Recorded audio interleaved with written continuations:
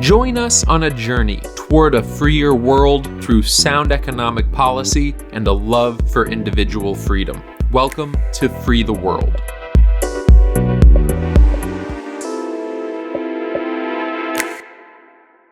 Welcome, everyone, to the latest episode of Free the World, a show put on by Students for Liberty, where we explore the ideas, the truths, the policies, the concepts that set us free. I'm your host, marketing director here at Students for Liberty, Joshua Eckel. And today we're going to talk about specifically a policy related to maritime law, which may sound niche, but is actually incredibly significant in the way that it affects trade, in the way that it affects prices, in the way that it affects many things in American life.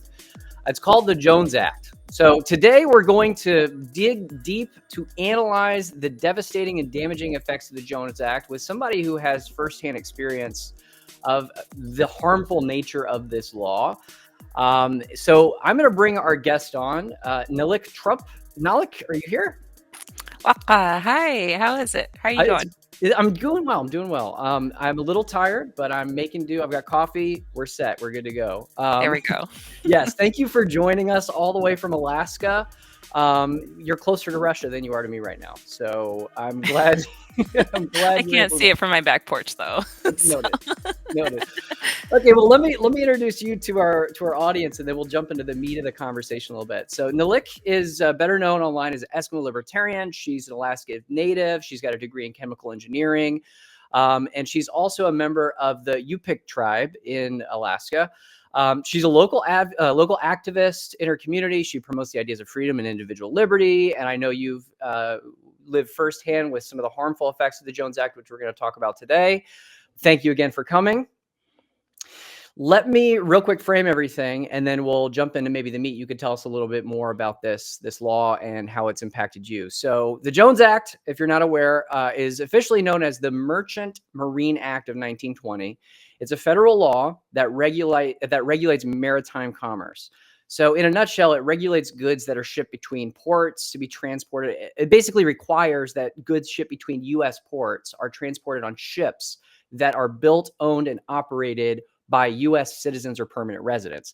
So the intention of this law, when it was drafted 104 years ago, I guess now, was to support the maritime industry in the United States and ensure national security by maintaining a strong merchant marine, basically ensuring that all the domestic maritime commerce and maritime activity was run by only U.S. citizens. But today, in the modern context, it looks a lot more like protectionism at the cost of the American taxpayer. And I think the reason why we're going to talk is because it's really been criticized recently for increasing shipping costs, limiting competition, and making problems in the real world much worse than they have to be. So, first of all, was that an accurate summary of the Jones Act? Maybe you could tell me a little bit more and talk about who it affects and kind of how it the consequences of it materialize in the real world. Right. I think when people think about from point A to point B being in America, most people think of the 50 states. And, I'm way up here in Alaska, but it also includes territories as well. So you have Guam and Puerto Rico, and you think of how wide the nation is, including the territories. So anything from point A to point B being in a U.S. state or territory is affected by this. And people don't realize how far of a distance that is, especially when you have other countries that are much closer by, and it's more tempting to shop, from foreign countries than from U.S. made stuff. So, yeah, that's includes who it is affected. Okay, so it's obviously a little bit more than just the lower 48. We're talking a significant impact across, many of the U.S. territories as you described. So you live in not the lower 48, and I understand that you have had personal experience. For the story that I've heard was last month there was the ship on its way to Alaska. It had a mechanical issue. It had to turn back. What happened? How did it affect you? And did one ship in this case actually make a difference? Like what's going on with this? Yeah, so this happened end of May. There's a ship from Tote Maritime Cargo that's called the North Star, and a lot of people call it like a workhorse. So weekly, it comes up with groceries, uh, construction materials, cars. So groceries being very important, but also construction materials and cars. Considering, so I'm in the Matsu borough, which is we call them boroughs as opposed to counties. Same thing as a county, pretty much, and it's one of the fastest growing counties in the US. So construction materials is in high demand. Uh, Pretty much what happened is they were coming out of Tacoma. They go from Tacoma, Washington, Washington State, to Anchorage, Alaska. And they had some propulsion issues, so they had to turn back around for safety, which I get. This is an 840-foot ship that carries these supplies, and they were down from May 25th to June 11th. So for a couple of weeks there, and it did make an impact. So there's about 4 ships, I believe, that Tote Maritime uses. They can use Mason as well, which is another company. However, if you went to the store, especially in Anchorage, there were empty shelves almost immediately, and there were signs that were saying, due to shipping or you know issues, this item isn't available. And these were like perishable items that were, being empty on the shelves. So pretty much they did what they could.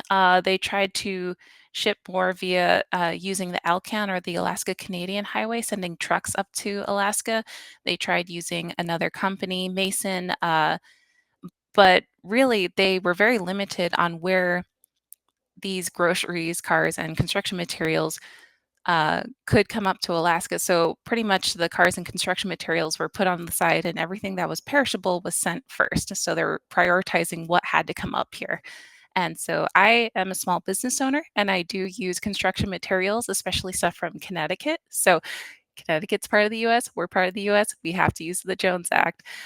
So some of our materials is still waiting, and we're going to see the effects of this for a while, actually. It's going to take a while for it to reach back to its equilibrium. But anyways, yeah. So one ship, which happens to be the workhorse for groceries up here, does make a difference. We're seeing empty grocery shelves, and small businesses, especially construction companies, are going to feel this for at least a couple more months. Okay, so I could see how it would significantly affect people in, say, island areas or more rural areas. And I could understand why, if you're unable to, say, bring in trade from, say, a ship that's delivering internationally or from another country domestically, that could cause problems.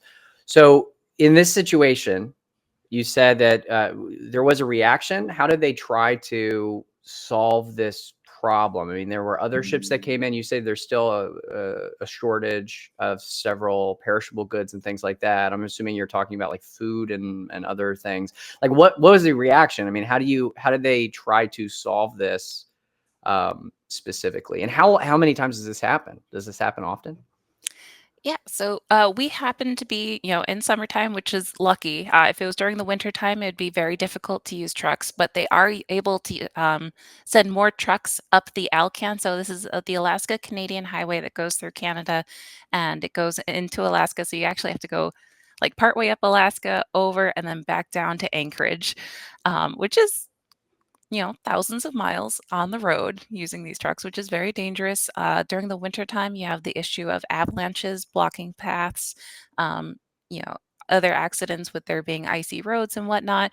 And then also during the summertime, you have to deal with all the frost heaves. So that road coming through the Alcan, I've actually driven on it myself. It's quite bumpy. It's a rough road, but that's because we have frost heaves and we have earthquakes, and so it's very rough on the road. So they use that. They can use, coming in by plane. Uh, Anchorage happens to have, I believe, the 5th largest airport in the world, because we have so much coming through from Asia to the U.S. and vice versa. A lot of people go through Anchorage.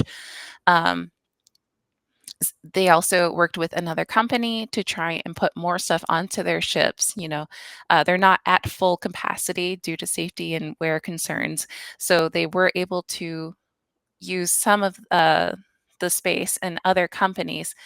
However, it's not to the point where like we're not going to notice it, despite what the VP of Tote Maritime is saying. Like, Alaskans should not even notice that there's going to be fewer things on the shelves. Oh, we noticed there were signs and empty shelves. Previous VPs of Tote Maritime have said, this is going to be very impactful, and they've had smaller shutdowns. And so, like you can see here, there's just empty shelves, a couple of peppers, but so it has happened before. It's not very common. They try to plan for times to be shut down to do some maintenance and whatnot. I'm an engineer by trade, so I understand you have to spend time to have things shut down, plan for it, so that you minimize the times where it's an emergency, and it shuts down on its own due to like some sort of failure. Uh, Despite that happening, it does have, mechanical failures that are unplanned, and we do feel the effects, even if it is for, just a week. So does this something that happens often or has happened before in your lifetime that you remember? Yeah, like back in 2018, this happened. It was delayed for a much shorter time during that time. There was a different VP that was saying that this is going to be a big disruption to the supply chain, and we're going to feel the effects for weeks. And they were much more urgent about the matter. If you read articles today of what happened this year, they're much more lax, like, oh, you're not going to notice it, even though it was down for several weeks. But this same disruption happened, just a few years ago. And they're like, holy cow, you're going to see supply chain issues. And, you're going to have 2 week old rotten strawberries. So, uh, it, so it does happen. Often enough, and I believe there's 4 main ships that come up to Alaska. Uh, if I remember correctly. Another thing that to take into account too is that uh, they did try to prevent this from happening more often by increasing the capacity of these ships and also increasing like the engine load and whatnot. However, this was 21 years ago, and if you take a look when it comes to these type of vessels, when they're 20 years old, that's when they're a candidate for being recycled. So what we're seeing here is ships coming up here that are already in that elder bracket that should be considered to be recycled, and they need to be replenished. However, they have to be US made ships as per the Jones Act. So US made ships, which is already backed up if you look at, maritime construction, and it's also very expensive. That's another thing to consider. Okay, so as with most protectionism, the people that bear the cost of it usually are the day-to-day consumers, especially people on the lower income, when prices go up or they can't find things, so they have to eat 2-week-old rotten moldy strawberries or whatever that might be. So I am curious. I mean, there are countries across the world that have laws like the Jones Act, right? That the restrictions, and obviously we can go into the national security dynamics, which is, I think, the main precedent for this law. But in your opinion, do you feel like it would make sense for the U.S. to eliminate or amend or change the Jones Act? And I'm curious as to why you might, or how you might balance that with maybe some of the more national security arguments that you hear all the time on this topic. Right. Something to consider is a lot of countries that do have cabotage laws, like the Jones Act. They have far less coastline, and they don't spread nearly as far as we do for a nation. So you have, a nation like Portugal with, a small coastline comparatively, and not nearly as many, islands that are spread out like ours. The U.S. has a large coastline, and we are very far apart, like I've said several times. So we see this disproportionate cost on American people with cabotage laws. The Cato Institute actually published a report saying that they did a study with Puerto Rico, and they were saying that the cost is like $1.4 billion on their economy annually due to the direct effects of the Jones Act. And so this came out about 8 years ago. So they're due for a revamp in that number. And that's still a large number by today's standards. So I can imagine it's only larger due to inflation and, how there's much more of a much more of a need to be connected. So I think that at the very least, there needs to be amendments made for the Jones Act here in the US just because of this disproportionate cost of on folks like myself up here in Alaska. You might not see the effects as much if you are, in the interior of the lower 48.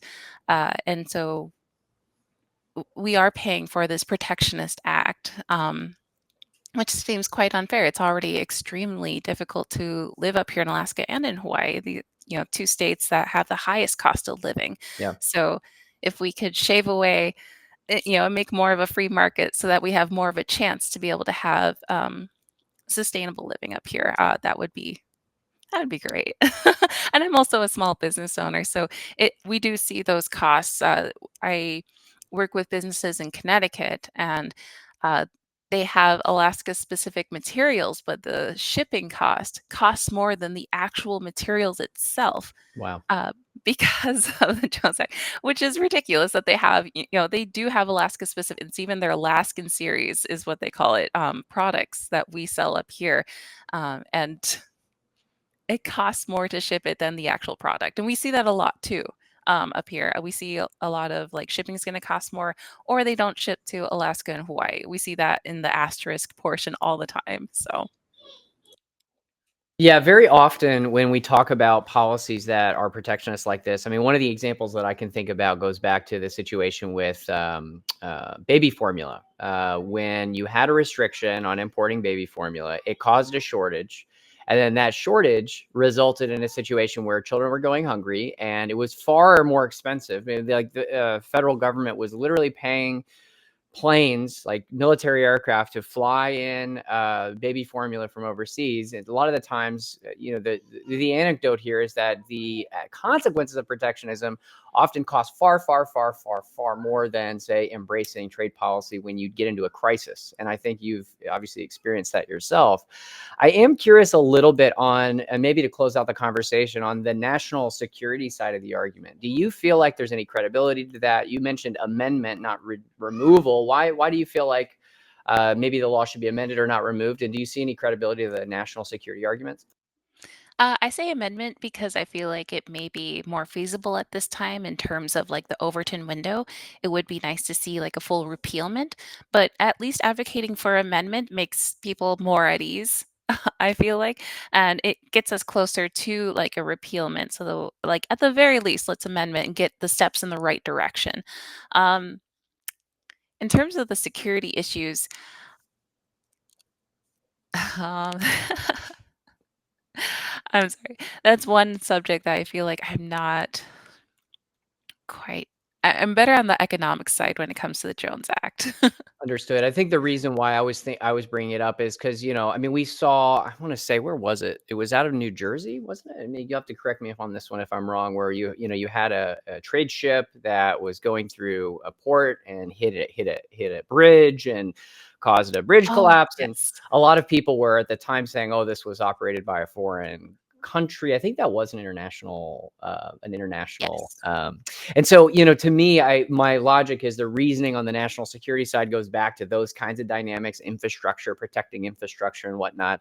And, that could be a whole follow-up conversation on that dynamic as well. But, I assume that was part of the reason. But again, there's always balances, right? I mean, when you're Right. dealing with security versus economic freedom, I think in this case, it makes a lot more sense to move towards economic freedom, especially when people in communities like yourselves are facing the real world impacts of that. So at least that's I my can two. add to that though. Yeah, go for it. With the so in terms of like the potential harm to infrastructure, whatnot, those sort of threats. Uh, if you think about it, like if you get a license to drive a car, does that prevent you from getting into a car accident? It's obviously not. When it comes to having the Jones Act and those sort of protectionisms, we still see plenty of ships that do cause infrastructure harm, either to bridges and ports and whatnot. So it doesn't prevent that from happening. It's You're not seeing it like only with ships that are foreign vessels. We see it plenty with Jones Act compliant ships as well. So Yeah. uh, to speak on that account. Yeah, and it makes sense to me as well if we're talking about, say, law to require that ships are owned by U.S. Residents or citizens, but requiring all ships to be built by U.S. citizens is a whole nother dynamic, right? I mean, you talk about the backlog. I guess the concept is protecting American domestic, shipbuilding, but there's so many other dynamics at play. So it's interesting to think about. Well, I'm curious as we take ourselves out here and kind of close the book on this episode, whether you have any other things you'd like to share related to this topic, or whether you have anything that you'd like to maybe plug or talk about if, say, somebody wants to go learn more about the Jones Act, or maybe learn more about kind of the direct impact that this law is having on people's lives. Yeah, if folks are interested, I got a lot of information from Colin Grabo at the Cato Institute.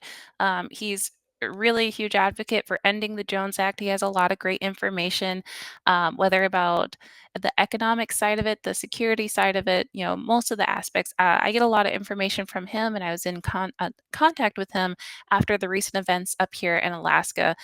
That's a great guy to follow. I follow him on X, and he's constantly posting updates and information related to the Jones Act. Something to consider, although you might not see as much of an impact in the lower 48, you see a lot of it from Alaska and Hawaii and whatnot.